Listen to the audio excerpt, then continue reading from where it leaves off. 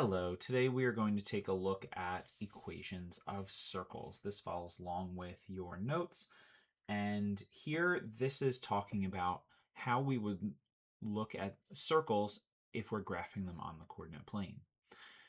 So some of this comes from the distance formula, which uses the Pythagorean theorem, right? Like if we draw a right triangle here, we use the Pythagorean theorem to find that distance of the radius.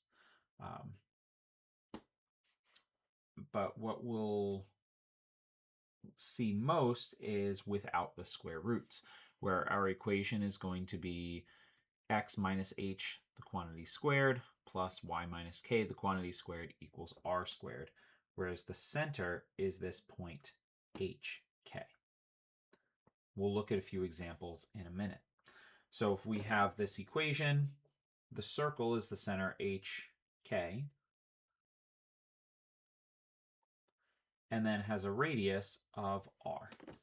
So that is just looking at the equation and seeing what it is. Let's take a look at what that looks like in practice.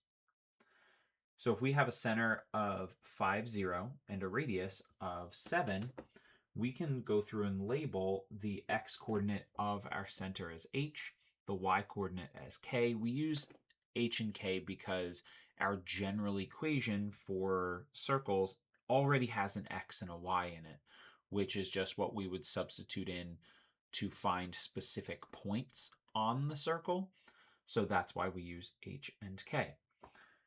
So our equation is x minus h, which is going to be that 5 squared, and then plus y minus k, so y minus 0 squared, equals r squared, and since our r is 7, we have 7 squared.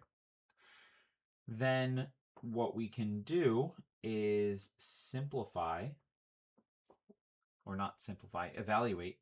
So we're going to leave that as x minus 5, the quantity squared. Y minus 0 squared, you can either leave it as y minus 0 squared to make it clear that it is a y-coordinate of 0 for the center, or you can just write it as y squared, and then we can square that 7 and make it 49. Here, we have a center of AB, so we're going to keep those in the variables. So x minus a, quantity squared, y minus b, the quantity squared. Then that's going to be equal to what our radius is squared.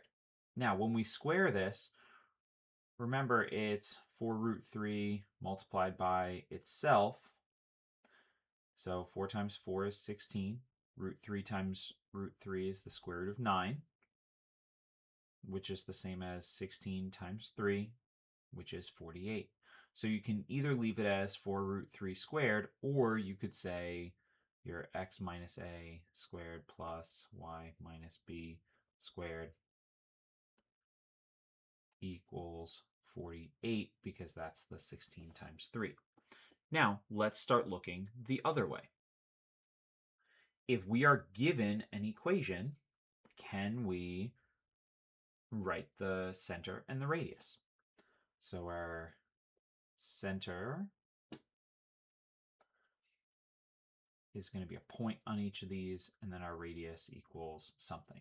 Now, over here, if we have x plus 2 squared, I know our circle equation is in the form of x minus h.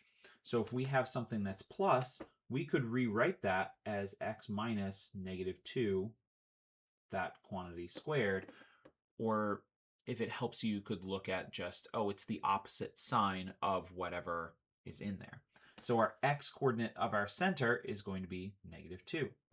Our y-coordinate of our center, since it's y minus 3, is going to be a positive 3. Now, a mistake that people will make is just go, oh, hey, there's our radius. Our radius is 25. It's not 25, because remember, this 25 is r squared.